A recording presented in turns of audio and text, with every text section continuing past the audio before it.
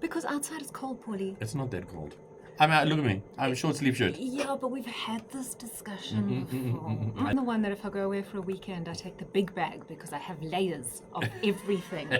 You take a small carry-on probably with like t-shirts and shorts and like that's it. Actually, I'm forced to share a bag. Actually, I'm not gonna lie. Jess doesn't get her own big bag. No, she takes the whole bag.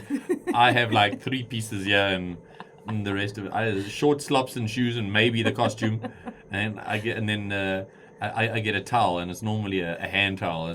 You can use that in the shower. Thanks very much.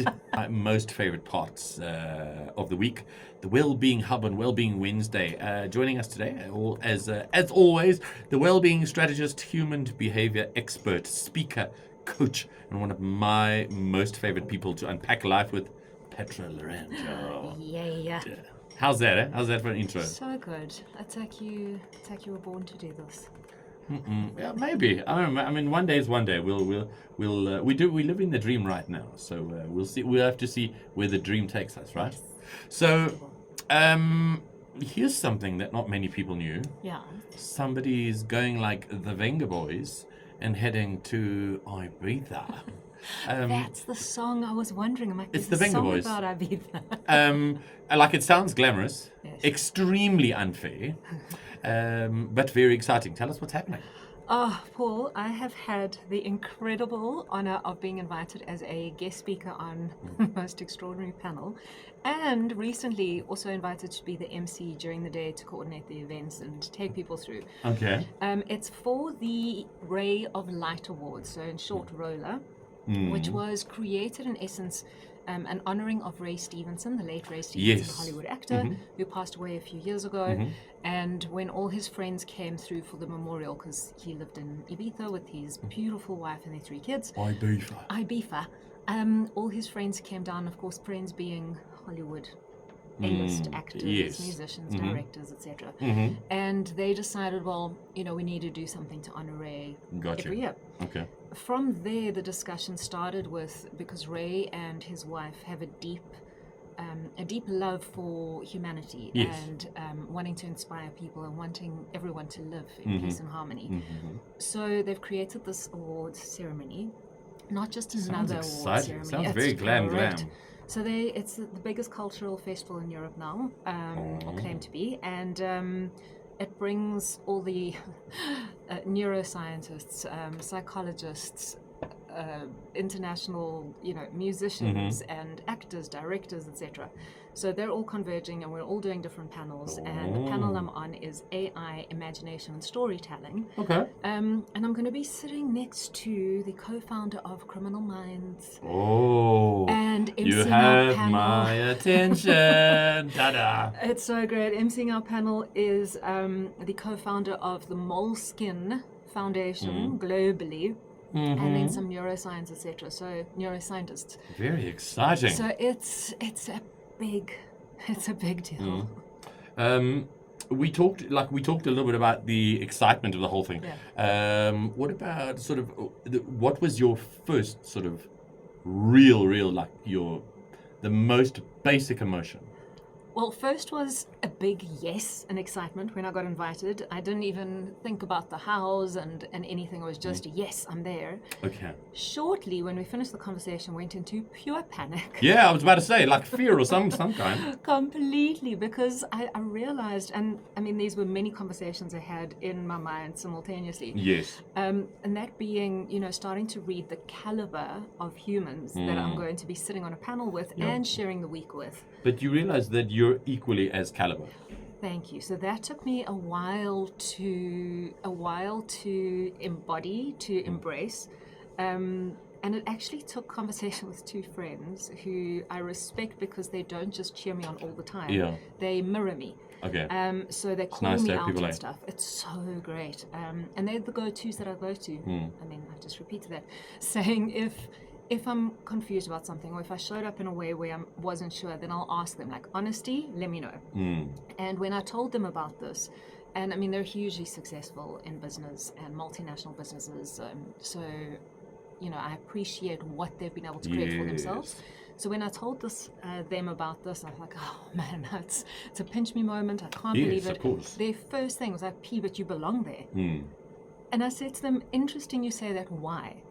And they said, well, or they asked me, what do I mean, why? I was like, well, because I'm just trying to justify to myself why I belong. Yeah. And they quickly reminded me of everything that I've achieved. So it's not that it's just about achievement. Yeah. But in this instance, it's do I have the credibility to be seated next to these people that have got external proof of incredible bodies of work. Yeah. That's just a kind of, that's also external validation. Completely.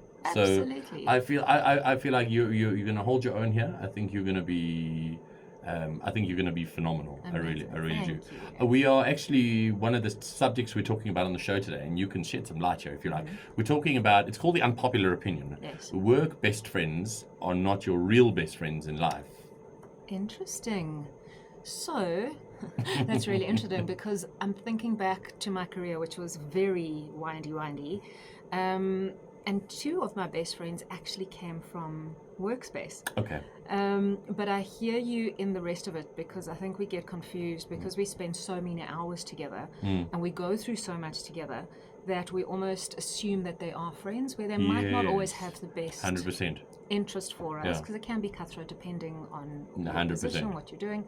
But two of my best friends actually were people that I worked through and we went through the drudges together. Let's talk about what really is important today. Yes. So for those who don't know, what is imposter syndrome? So imposter syndrome was coined a term that was coined in 1978. So quite recent actually. And it was coined by two psychologists, and the broad definition is that if you have the inability to internalize success and you don't embody it, so it becomes self-doubt, it becomes feelings of invalidation. Yes.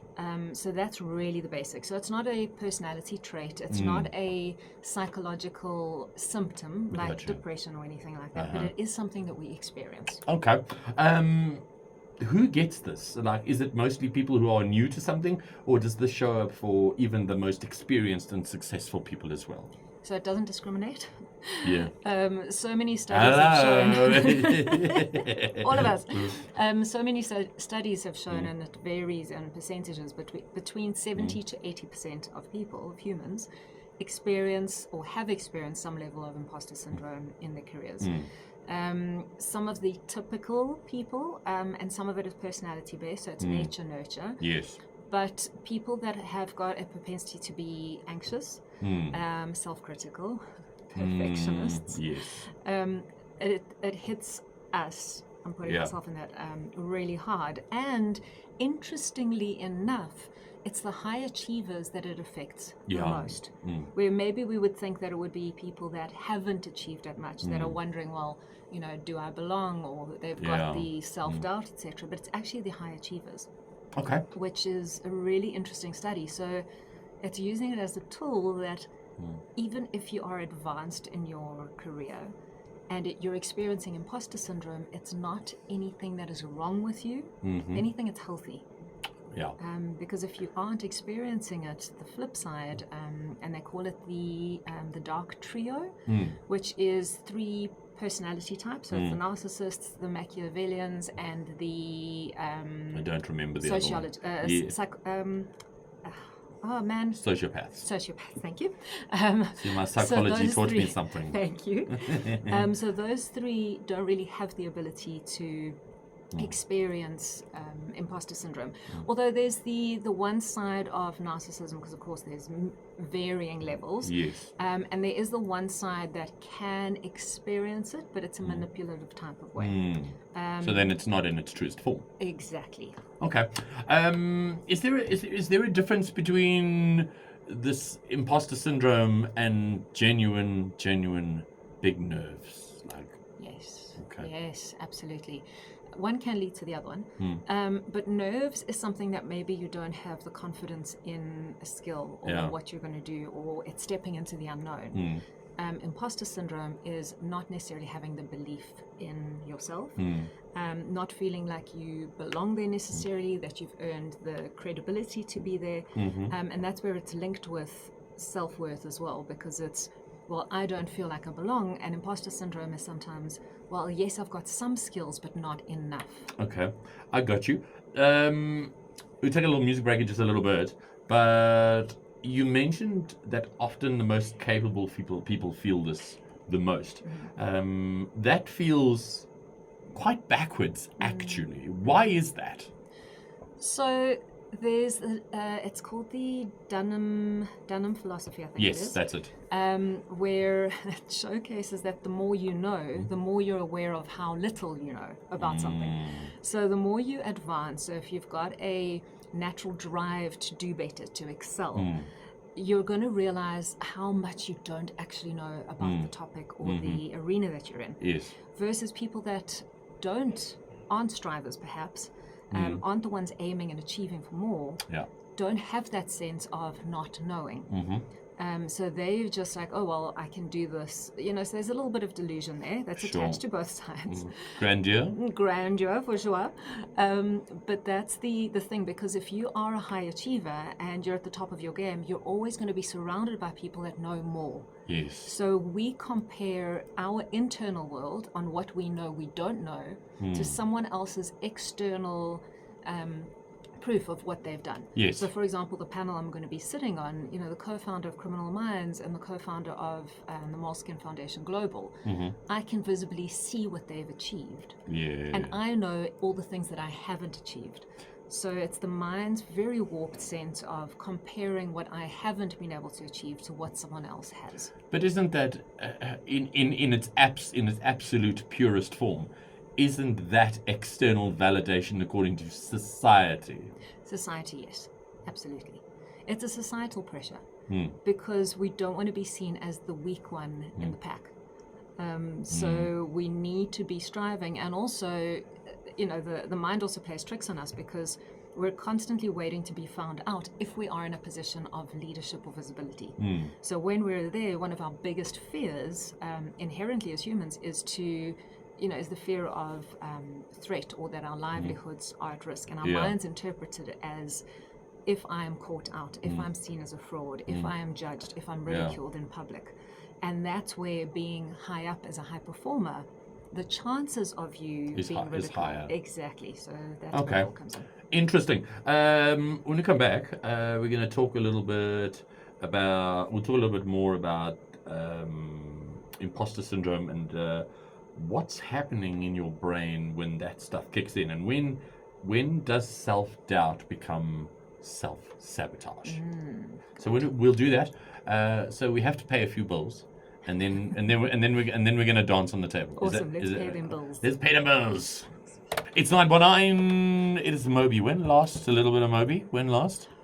Sure. Probably now. Now was the last time. I love me some Moby.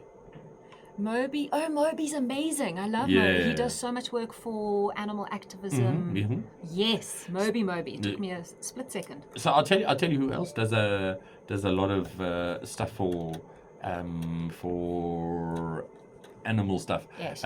One of the IPL teams, the Indian Premier League teams, the Mumbai Indians, their captain, Hardik Pandya. Yeah. Now, he's like the next MS Dhoni, Sachin Tendulkar. When the crowd see his face on the screen, they lose their minds. And he's a very, very big animal activist. So much so, like, he lives and breathes dogs. That makes me an instant fan. So much so that down the back of his neck is little paw prints. And see, I've got my tattoo on my forearm. What does it say? Just One Thing 365, my non-profit, of course, and then For the Animals. Nice. So she's tattooed on my right arm, linked to my heart meridian. Yeah, I'm a fan. He's a cool dude. He's a cool dude. I'm gonna check him out. Yeah, Hardik Pandya. Okay, you're gonna have to WhatsApp that to me. It's very easy. It's very easy. Let's jump back. What's actually happening in the brain when the imposter syndrome kicks in? Is there a sort of chemical, psychological component to this? It's our innate self-preservation. So we mentioned just before the break that, our minds or our brains are constantly looking for threat. We've got that natural propensity, which we've mentioned before, Yes. for negativity bias.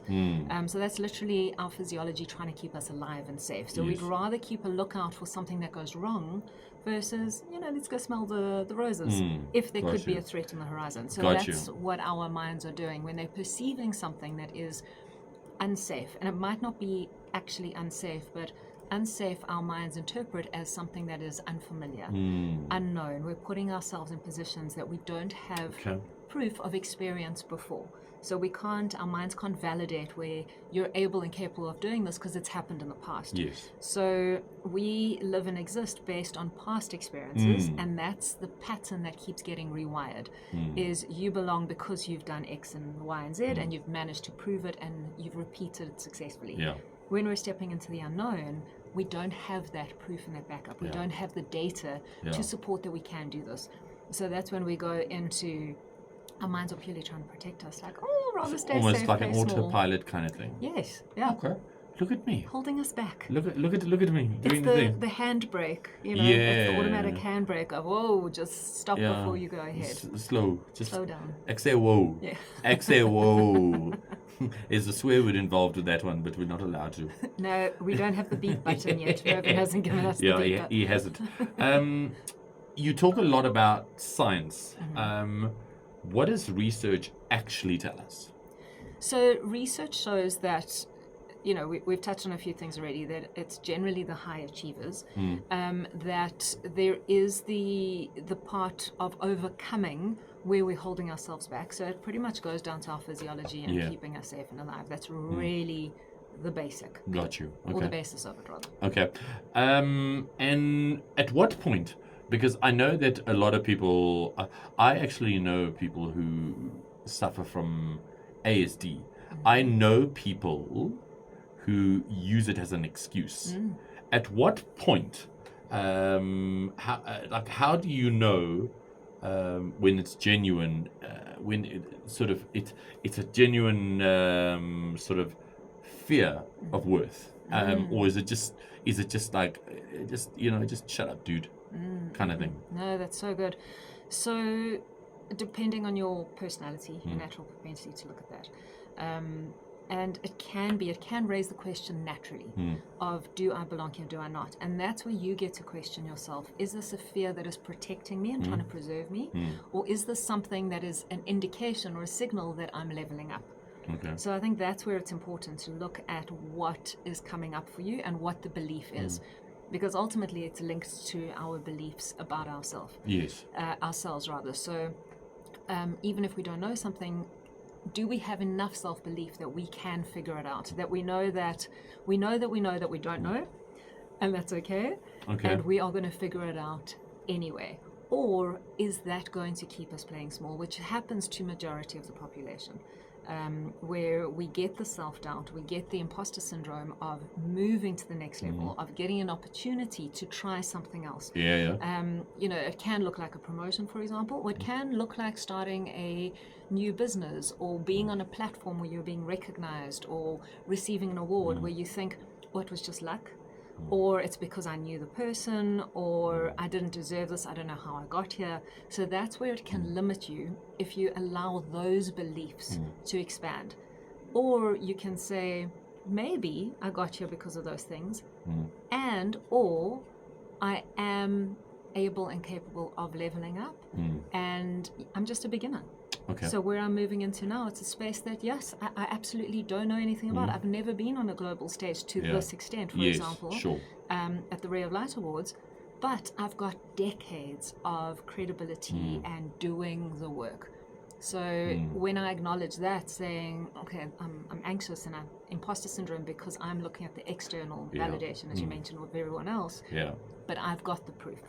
How does it could be any number of those reasons. What about if it's just simply fear of doing the work? I think that's where that's where doing, no pun intended, that's where doing the work is going to help you. If you're doing the work, we'll do. Yeah, I get. Yeah. I was about to mess that up. You need to do the work if you don't want to do the work, or you've got a fear of doing the work. That's the indicator of You kind of got to hit it head on, I guess. Absolutely. You know what? And I'm thinking of what's come up for me. So, for example, when I founded my foundation, my charity, that was so I started charity work 2014, did a whole lot of things, and then I had to register it in 2018 because we were getting a lot of funds. I didn't want them going to my personal bank account. Yes. If I had let imposter syndrome, and I was experiencing it, thinking, who do I think I am to be starting a nonprofit? I know nothing about nonprofits. I know about doing charity work and creating events, but I know nothing about running a nonprofit. Yeah. And that could have kept me small. But my purpose and my vision was so big. So that's where having that deep driver, that sense of meaning in your life helps you overcome imposter syndrome, helps you overcome the self-doubt and fear. Because for me, it wasn't an option to play small. It was, this is the bigger vision. I've got to figure it out. Whether I know what I'm doing or not, I'll ask questions, I'll ask for support, guidance. I'll fail forward often, which I have done. And yes, I can beat myself up about all the failures, but what I've managed to achieve and create far outweighs what I haven't been able to do, and only because I did it anyway. Okay. And this is the part that I love the most. The just one thing. You always leave us with something practical. What is your just one thing for this particular I can't call it an ailment or a disability, but it kind of is. Actually, what is that just one thing that we need to do to just make it better, or like to work on it or make it better, other than doing the work? So think of maybe an era in your life that you do feel fear about something, or that you question yourself, that you have insecurities about your worth, about who you are, about how you show up. So it could be in a relationship, at work, whatever the opportunity or the experience or the place is, and then really question that. Okay. So look at your past experience, and maybe your past experience tells you, well, you failed multiple times. What makes you think it's going to be different this time? Exactly. But then what I'm going to ask you to do is reframe it, saying, yes, I failed here, and I also achieved this. Yeah. So a lot of the times, imposter syndrome comes in when we don't take the time to celebrate. I mean, that's the real definition anyway, the core definition. 100%. When we don't internalize our successes. And that's something I didn't do for so many years, which is why I experienced imposter syndrome so much. I still push through it because that's my personality as well. Okay. And I've always had a greater vision and a purpose for what I'm doing. But it's also held me back. Yes. From many opportunities because I didn't celebrate it. When I started looking at the proof of what I actually have achieved, that far outweighs all the mistakes that I've made. Amazing. So I just decided on a whim I was going to do this. Yes. Let's talk about this charity thing of yours. Let's talk about there's something coming, isn't there? Yes. Okay. What is it? Amazing. Thank you, Paulie. So, I mean, winter has officially arrived. You think so? I'm wearing a short Well, not t-shirt. according to you. You're still living in Ibiza. But for the rest of us, mortal humans, winter's arrived. I mean, we're feeling the dips in temperature. Today it's actually a beautiful day. Yeah, until the wind started this morning. Yeah. What was that about? Yeah, I don't know. I don't understand. Mother Nature. Yeah. But I mean, if we're looking at, it's been so overwhelming just watching the news on what's going on in the Cape Province. You know, the floods, the winds, the devastation that's happening. And of course, because my heart beats for the animals and I support a lot of animal welfare, and there are a lot of my beneficiaries, you know, they tag me and I've seen what is going on because they're all needing desperate help. Where their shelters are being devastated. Animals, obviously, in the impoverished communities are taking the brunt because they can't fend for themselves. Yeah. So one of my go-tos every year is doing a blanket drive for pets in need. Amazing. If you go onto the charity, Just One Thing, 365. Numbers, eh? The numbers, yes. So for anyone watching the recording, you can actually see me wearing the shirt. I don't know if I'm in shot. Definitely. But it's the word Just One Thing, and then the numbers 365. Okay. If you go on there under campaigns, you'll see a blanket drive that we did in 2018, which was called In Our Skins. So the idea around it, and I've actually just posted something on social media, so check it out there as well. Gotcha. The idea is that all my beautiful women, my friends, celebrities, influencers, stripped down, all the ladies, and we just covered ourselves with dog blankets. Goodness. I've seen that video. Yes. So A little bit almost on the risky side. but people click. That's why I did that. Sex sells, It apparently. does. I didn't want to, go into and pivot into that, but I thought, well, people are going to click, let's do it anyway. Because it was more important to get the views, the click, and the support Rage than anything bait. else. We will do it all day long. I was going to use a word, I won't. And my friends as well, they know. As soon as there's a few of my male friends that I have used and abused for so many years, celebrities, that when I phone them, I'm like, hi babe, I won't say their names. Listen, I'm doing something for just one thing, and they know. They're like, oh God, you need me to take my clothes off again? Yes, please. So anyway, if you check out the campaign, the ladies are wearing dog blankets. The men are holding dogs that are, or at the time, were from shelters waiting for forever homes to be adopted. And the basis was, if we have to walk a mile in someone's shoes. So that was the inspiration behind it. Yeah. So In Our Skins was a direct translation of animals that don't have loving, warm homes. Yes. Literally have only their skins to protect them against the harshness of winter. That's why we stripped down and had only the dog blankets. Gotcha. So it was a direct correlation there. Okay. So what we are doing, and what I would love to invite every single person listening or watching or reading, is to donate a blanket. So it could be new or used, it doesn't matter. Okay. A blanket, a towel, a cushion, because that creates a barrier between the cold floor and the actual animal. Yeah. Kennels if you have. Okay. Whatever it is, we've all got a used towel or blankie or something. I know, like, anyone listening probably has. Yeah. Or even a little romper for a kid, which can be used for a dog as a onesie. So it's just to donate. So either at your nearest animal shelter, just go drop them off. And then what I'm going to ask everyone is to please tag us when you do. Gotcha. It's not about, hey, look at me, I'm doing good. What Just One Thing is about is sharing ideas and sharing what people are doing. Because so many times people want to make a difference and they don't, because they don't know how. But when I see someone posting something on social, for example, I'm like, oh, that's a good idea, let me do it as well. So that's why I'd love for everyone to tag Just One Thing 365, and they can tag 919 as well, and Holiday Exchange. And they can tag me as well. And they can tag you, and they can tag me, so just tag away. Yeah, just tag away. And we'll reshare all of them so that we can increase people's, we can increase eyes on this and visibility. So, that's what takes one blanket that's donated to thousands of blankets. So if you go onto our website, justonething365.com, you'll have a look on the page so far on how much we've been able to raise and donate as well. Amazing. And that's just the direct numbers. Obviously, indirectly, I have no idea. Yeah. But that's only the ones that have tagged me or have dropped something off. But beyond that, people are like, oh, P, I dropped 10 blankets off the other day. I'm like, why didn't you tag us? But that's all it is. Okay, gotcha. And then Amazing. if you want to go ahead and do food and colours leads, whatever. But for now, we just want to keep these little beasties warm. And it sounds hectic, but alive. Okay. Just One Thing 365.co.za. .com. Although we own both domains, so you'll land up. Okay, so 08422129119. If you would like to know a little bit more about what Petra is doing, send us a message and we will send you all the details on where you can send the blankies, the food, the pillows. What do you need from me? Amazing. So, from you, Paulie. Not taking my clothes off. Well, if one of your kids has a blankie, we can totally, our next campaign, you are totally taking your I am off. not. No such thing. I'll ask Jess for permission first. No! Jess. Do not do it. But for now, just a blanket. And some food and a few other things. Whatever we got. Whatever Amazing. we can. And that's the thing, it's just one thing. Don't overwhelm ourselves with, I don't actually have budget for more. That's okay. Just one blanket, new or used.